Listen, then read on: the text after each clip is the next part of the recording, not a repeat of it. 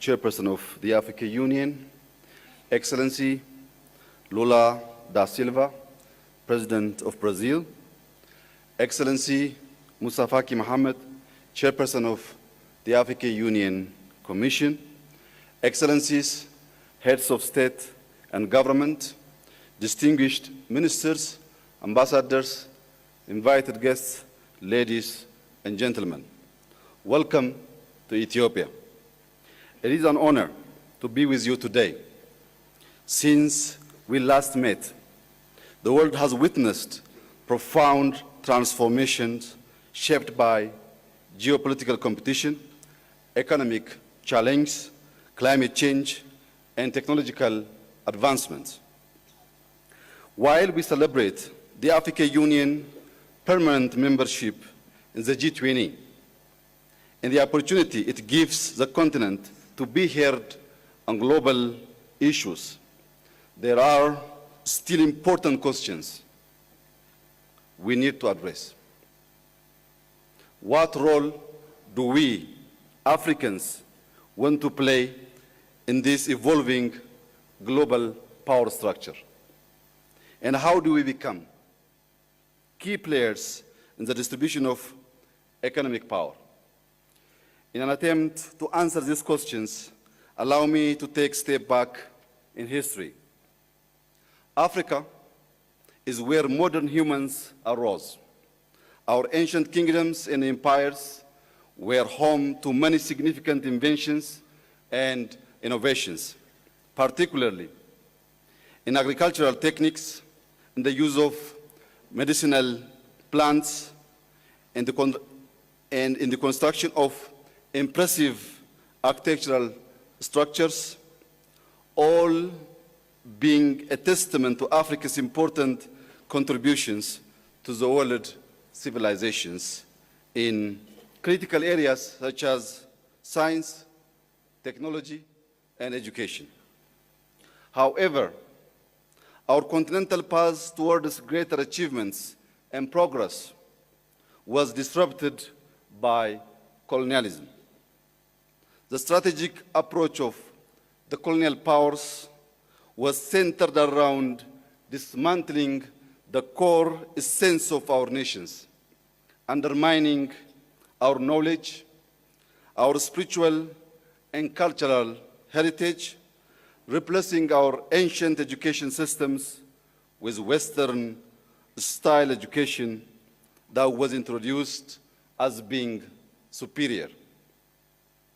Even though Ethiopia dealt colonialism a heavy blow at the Battle of Adwa, attempts to undermine Ethiopia's unity by exploiting our diversity to perpetuate ongoing conflicts continued throughout the centuries. Excellencies, ladies and gentlemen, uncovering these deep historic facts and bringing them to light is necessary to move forward for us as Africans for greater self-determination and dignity. Our land is rich. We are blessed with favorable weather, arable land, water, forests, natural resources, and a large youth population who embody the great potential of our continent. We should not be seeking for aid. In order to grow and ensure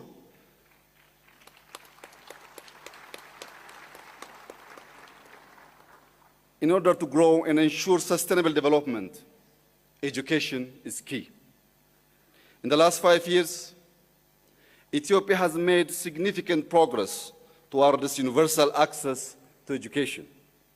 We have built over 30,000 kindergartens and primary schools. We are heavily investing in secondary schools and TVETs to ensure quality and skills development as well as meet labor market needs. Today, new technologies and innovative learning models can help our continent leapfrog into the future. Technology has taken learning beyond the classroom. Artificial intelligence is delivering personalized learning tailored to children's needs by breaking down cultural and language barriers. Such advancements will allow our youth to unleash their entrepreneurial spirit, problem-solving skills, and determination to overcome challenges on Africa's development path. But we all know that one of the major factors affecting education systems are investments and financial constraints. Our financing needs are growing due to climate change and the cost of living crisis, among others. Debt is a burden. Inequalities in the international financial architecture makes access to finance inadequate and expensive. The world needs to internalize the fact that the population projection of Africa in 2015 is 2.5 billion people, making us the most populous continent in the world. Africa's rise should be important to the entire world. We need to grow.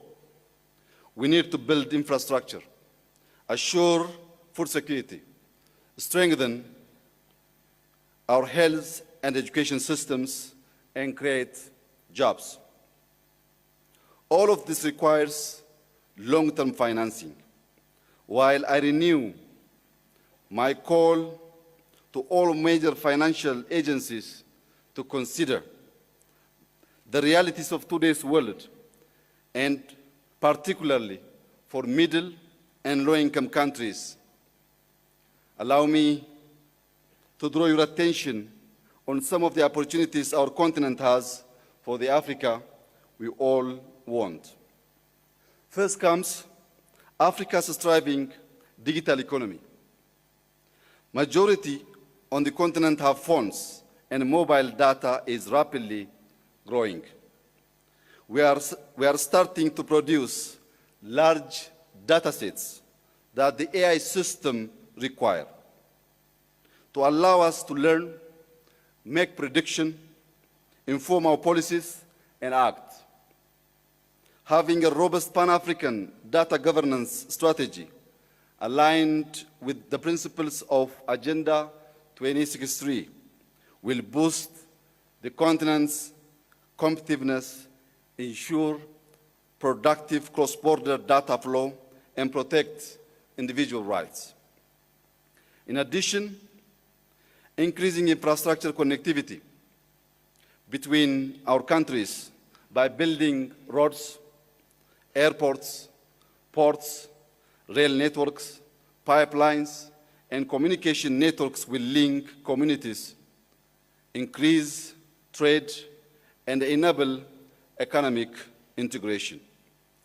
Furthermore, I would like to touch upon the need to secure peace and stability, which are, of course, the necessary foundation for economic and social development. Ethiopia firmly believes that regional and continental integration is essential to diversify our economies, ensure peaceful coexistence amongst neighbors, and work together for our common growth.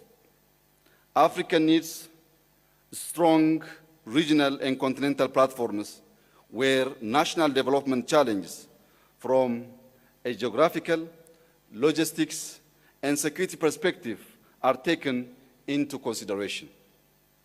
All of us here gathered today need to embrace the complexity of the world we live in and have critical debates to bring about creative but yet pragmatic solutions that will lead us to the transformation for Africa to prosper. I conclude by thanking our outgoing chairperson, President Azali Assoumani, for his leadership and for representing our organization on the global stage. Allow me to also warmly congratulate our new chairperson. wishing him success during his tenure. I wish you all a fruitful summit, a fruitful stay in your second home, and God bless Ethiopia, God bless Africa. I thank you.